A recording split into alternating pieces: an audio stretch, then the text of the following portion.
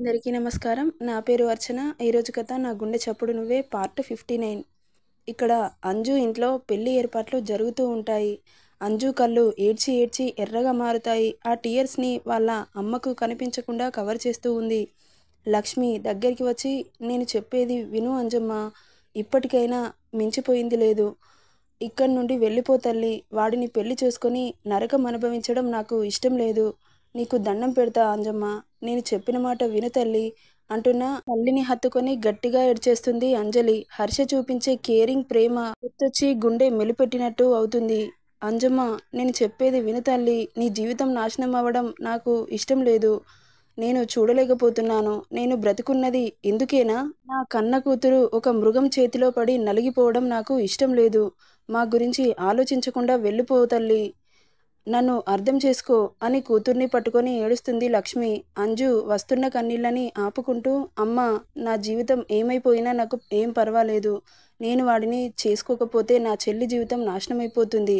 అలా కాకుండా ఉండాలి అంటే నేను వాడిని చేసుకోవాలి.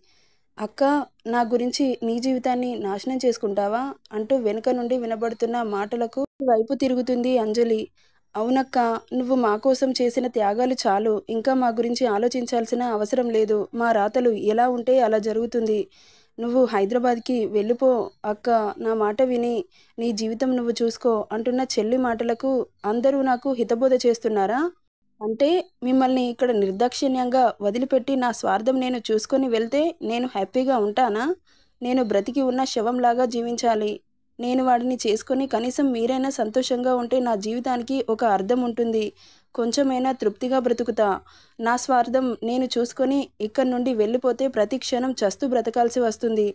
నేను మిమ్మల్ని ఆ మృగానికి ఆహారంగా వదిలిపెట్టి వెళ్ళమంటారా? నేను చచ్చినా వెళ్ళను. మీరు నన్ను ఎంత బతిలాడినా వెళ్ళను. నాకు ఏం చెప్పకండి. ఇక్కడి నుండి వెళ్ళండి అనగానే అక్క అని అంజుని పట్టుకొని ఏడుస్తుంది శ్వేత. అంతలో పంతులు గారు మంత్రాలు చదవడం స్టార్ట్ చేస్తారు. పెళ్లి కొడుకుగా వెంకట్ వాడితో పూజ జరిపిస్తారు పంతులు. అంతలో సుష్మ అంజలి దగ్గరికి వస్తుంది. తనని చూసిన అంజు తన లోపల దాగి ఉన్న బాధ ప్రళయంలా బయటకు ముంచుకు వస్తుంటే సుష్మని గట్టిగా హక్ చేసుకొని ఆ బాధను అంతటిని బయటికి పంపించి శాంతిపరుస్తుంది. అంజలి, ఎందుకంజు హర్షని అంతలా లవ్ చేశావు? నువ్వు వాడిని ఎలా పెళ్లి చేసుకుంటున్నావే? ఏం చేయమంటావే? నేను వాడితో వెళ్ళిపోయి నా వాళ్ళని వాడికి బలి చేయమంటావా చెప్పు? ఎందుకంజు నీకే ఇన్ని కష్టాలు? కానీ నాకైతే ఎక్కడో కొడుతుందే. వాడు ఖచ్చితంగా ఈ పెళ్ళిని ఆపేస్తాడేమో అని. వాడు ఏదైనా అనుకుంటే ఖచ్చితంగా చేసి తీరుతాడు. నిన్ను మాత్రం వదులుకోడు. అంజు, ఒకవేళ వాడిని పెళ్లి చేసుకున్నా కానీ వాడిని చంపేసైనా సరే నిన్ను తీసుకెళ్తాడే కానీ నిన్ను మాత్రం వదులుకోడు అంటున్న సుష్మ మాటలకి విరక్తిగా నవ్వి, వాడు తీసుకెళ్ళగానే నేను వెళ్ళిపోతాను అనుకుంటున్నావా? ఏంటే అలా అలా అంటున్నావు? వెంకట్ని తప్పిస్తాడు కదా. అయినా వెళ్ళను. ఎందుకంజు? నన్నేం అడగొద్దు. నేను వాడితో వెళ్ళను. వెంకట్ గాడిని చంపేసినా సరే నేను వెళ్ళను. నేను ఇక కాలేజ్కి రాను సుష్మా. ఇప్పటి నుండి కాలేజ్ని మానేస్తున్నాను. నా వాళ్ళకి అండగా ఉంటాను. పొలం పనులు చూసుకుంటాను అంటున్న అంజలి మాటలకు ఆశ్చర్యపోతుంది సుష్మ. ఎందుకంజు అంత మొండిగా ప్రవర్తిస్తావు? వెంకట్ గాడిని తప్పించిన తర్వాత కూడా ఎందుకు వెళ్ళనంటున్నావు? ఇక నీ కష్టాలు తీరుతాయి కదే. ఎక్కడ తీరుతాయి? వాడిని తప్పిస్తే తీరిపోతాయా? వాళ్ళను అనాథలను చేసి వెళ్ళిపోవాలా? వాళ్ళని కూడా తీసుకెళ్తే వెళ్తావా? సుష్మా, వాడు ఏం చేసినా నేను వెళ్ళను. ఒకవేళ బాధ్యత తీసుకున్నా కానీ వెళ్ళను. కంజు, ఏమైంది? నీకు బాధ్యతగా ఉంటే వెళ్తాను అన్నావు కదే. ఇప్పుడు వెళ్ళను అంటున్నావు? నన్నేం అడగకు సుషి. నేనేం చెప్పను. నా జీవితం ఎలా జరగాలని రాసిపెట్టుంటే అలా జరుగుతుంది. ఇప్పుడు రాకముందు బ్రతకలేనా? ఇప్పుడు అంతే, అలాగే బ్రతుకుతాం. తల్లి హార్ట్ సర్జరీ అంటావా? నా తల తాకట్టు పెట్టైనా ఆమెను కాపాడుకుంటాను. లేకపోతే పొలం ఉంది. అది అమ్మైనా సరే అమ్మకి హార్ట్ సర్జరీ చేయిస్తాను.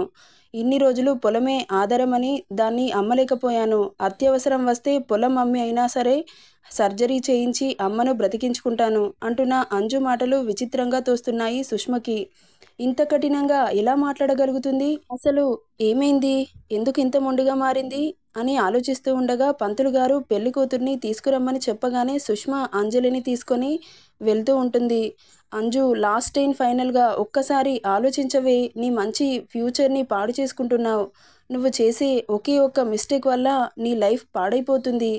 నువ్వేం మాట్లాడకు సుషి. నాకేం చెప్పాలని చూడకు ప్లీజ్. నేను ఏమైపోయినా నాకు ఏం పర్వాలేదు. నేను వాడిని పెళ్లి చేసుకుంటే హర్ష నా వెంట పడడు. అది ఒకటే అనుకుంటున్నాను అంతే. అందుకే ఈ పెళ్లికి ఒప్పుకున్నాను. ఎందుకు? వాడంటే ఇష్టమే కదా. ఇక చాలు సుష్మా, పద వెళ్దాం అని పందిట్లోకి తీసుకొస్తుంది సుష్మా. పంతులు మంత్రాలు చదివి జీలకర్ర బెల్లం పెట్టించి వాళ్ళతో చేయించాల్సిన అన్ని తతంగాలు చేయిస్తూ ఉంటాడు. బాబు, అమ్మాయి మెడలో తాళికట్టు అని తాళిని తీసి వాడి చేతిలో పెడతాడు. అంజు తల కిందికేసి చూస్తుంది. కళ్ళల్లో నుండి నీళ్లు ఏరులై పారుతున్నాయి. వెంకట్గాడు ఫేస్లో ఈవిల్ స్మైల్ ఇస్తూ అంజు మెడలో తాళి కట్టడానికి కిందికి వంగి కడుతుండగా ఆ అంటూ గావు కేక వినబడుతుంది. కింద పడిపోతాడు వాడు. ఏమైందోనని తలెత్తి పైకి చూసిన అంజుకి 6 ఫీట్స్ కటౌట్ స్టైల్గా నిలబడి కళ్ళకున్న గాగుల్స్ తీసి షర్టుకి పెట్టుకుంటూ అంజుని డెడ్లీ లుక్స్తో చూస్తుంటే అంజు తలెత్తి అతడిని చూడగానే కళ్ళల్లో ఎర్ర చారికలు, ఫేస్ అంతా రౌద్రంగా మారిన శివుడులా కనిపిస్తున్నాడు. అంజు కళ్ళకి క్షణం పాటు వణికింది పాప. తాళి కట్టే ముందు బాబు స్పీడ్గా కార్ని ఊర్లోకి తీసుకొస్తాడు. ఊర్లోకి అంత స్పీడ్గా వస్తున్న కార్ని చూసి హే బాబు, ఎవరు నువ్వు అంటూ అరుస్తూ ఉంటారు ఊరి జనాలు. వాళ్ళ ఇల్లు ఎక్కడుందో తెలియట్లేదు బాబుకి. తనని ఒక్క సెకండ్ కూడా ఎడబాటు భరించలేకపోతున్నాడు. అతని ఫ్రస్ట్రేషన్ పీక్సుకుపోతుంది. చుట్టూ చూస్తాడు, ఎక్కడా కనిపించదు. ఇక ఒక దగ్గర కారాపి భుజం మీద కండువా వేసుకుని ధోతి కట్టుకున్న ఒక ముసలాయన నడుచుకుంటూ అటుగా వెళ్తుంటే హలో మిస్టర్ ఓల్డ్ మ్యాన్ అంటూ పిలుస్తాడు. కానీ ఆ తాత పలకట్లేదు. హలో, మిమ్మల్నే అంటూ దగ్గరికి పరిగెత్తుకుంటూ వచ్చి పిలవగానే వెనకకి తిరిగి చూస్తాడు ఆయన. ఎవల్ బాబు నువ్వు అని కళ్ళకు చెయ్యి అడ్డం పెట్టుకొని పరిశీలించి చూస్తూ, ఎవల్ నువ్వు? ఈ ఊర్లో ఎక్కడ చూడలేదు. ఎవరు కావాలి అని అడుగుతాడు నిదానంగా. నాకు నా ప్రాపర్టీ కావాలి అంటాడు యాటిట్యూడ్గా. ఏంది బాబు, నువ్వేం చెప్తున్నావో నాకు అర్థమైతలేదు అంటాడు ఆయన. అదే మిస్టర్ ఓల్డ్ మ్యాన్, నా పిల్ల ఈ ఊర్లోనే ఉంటుంది. దాని ఇల్లు ఎక్కడుందో చెబుతారా? పిల్లనా? పిల్ల అంటాడు విచిత్రంగా చూస్తూ. పిల్ల పేరు ఏంది బాబు? అంజలి అంటాడు యాటిట్యూడ్గా. ముసలాయన దగ్గర కూడా యాటిట్యూడ్ అవసరమా హర్షబాబు? అంజమ్మనా అంటాడు ఆయన. అంజమ్మ అని అనగానే హర్ష ఫేస్లో చిన్నగా స్కార్ఫ్ అలా వచ్చి అలా వెళ్ళిపోయింది.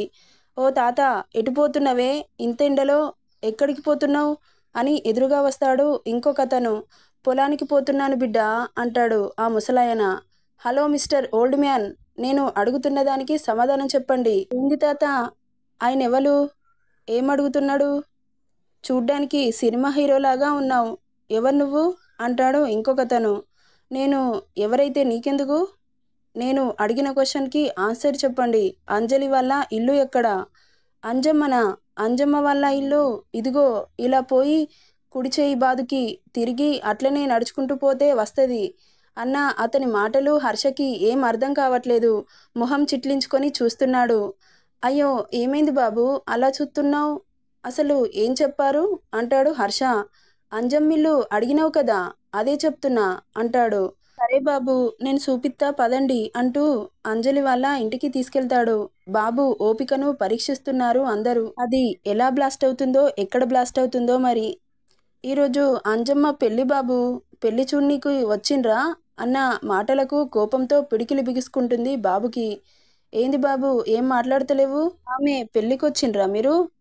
నీకు చెప్పిన పని నువ్వు చెయ్యి. ఎందుకు వచ్చానో నీకు చెప్పాల్సిన అవసరం లేదు అని పొగరుగా మాట్లాడగానే ఆయన నోరెళ్ళబెట్టి షాక్ అయి చూస్తాడు మన యాటిట్యూడ్ బాబుని.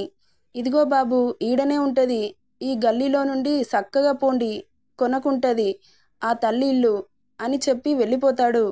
కొనకు అంటే ఏంటి అని అతను చెప్పిన విధంగా వెళ్తూ ఉంటాడు హర్ష. అక్కడ ఒక చిన్న అబ్బాయి కనబడడంతో వాడిని పిలిచి కొనకుంటది అంటే ఏంటి అని అడుగుతాడు. ఏ చివరన ఉంటుంది అన్నట్టు అని చెబుతాడు. సరే కానీ అంజలి తెలుసా నీకు అడుగుతాడు. అంజలక్కనా? తెలుసు తెలుసు. వాళ్ళ ఇల్లు చూపిస్తావా? చూపిస్తా సారు. హర్షని తీసుకెళ్తూ ఉంటాడు ఆ అబ్బాయి. నువ్వు ఈ టైంలో స్కూల్కి వెళ్ళక ఏం చేస్తున్నావు అడుగుతాడు హర్ష. ఓ, ఈ స్కూల్కి పోము, పొలం పనులకే పోతాం. స్కూలుకు పోతే మాకు బువ్వెవడు పెడతాడు? మేము పొలం పనులు చేసుకుంటేనే మాకు ఓ పూట బువ్వ దొరుకుతుంది, లేకపోతే పస్తులే ఆ దినమంతా అంటున్న వాడి మాటలు హర్షకి అర్థం కావట్లేదు. బువ్వ అంటే ఏంటి అంటాడు. బువ్వ అంటే అన్నం సారు అంటాడు ఆ అబ్బాయి. అయ్యో 3 పూటలు అన్నం తింటారా మీరు? స్నాక్స్ బ్రేక్‌ఫాస్ట్ చేయరా? అయ్యో సారు నాకు అవన్నీ ఏం తెల్వది. ఒక పూట బువ్వ దొరకడమే ఎక్కువ మాకు అంటున్న వాడి మాటలకు హర్షకి కొంచెం ఏదోలా అనిపిస్తుంది. సరే కానీ మీ అంజలక్క ఇల్లు ఇంకా రాదేంటి? వచ్చేసింది సారు. ఇయాల అంజలక్క పెళ్ళి అనగానే హర్ష కోపంతో అంజూ నేను పెళ్లి చేసుకుంటా అని చెప్పానని వేరే ఎవడినో పెళ్లి చేసుకుంటే నా జోలికి రాడు నన్ను వదిలిపెడతాడు అని పెద్ద ప్లానే వేశావు. ఎలా చేసుకుంటావో నేను చూస్తా ఆగు పాప అనుకుంటూ ఇల్లు రానే వస్తుంది. లాస్ట్ మినిట్లో తాళి కడుతుండగా వాడిని ఒక తన్ను తంతాడు. నొప్పితో తాళిని వదిలి కింద కూలబడతాడు వెంకట్ గాడు. నెక్స్ట్ ఏం జరుగుతుందో నెక్స్ట్ పార్ట్లో చూద్దాం. ఈ స్టోరీ నచ్చితే లైక్ చేయండి, షేర్ చేయండి, సబ్స్క్రైబ్ చేసుకోండి friends. Thank you for listening.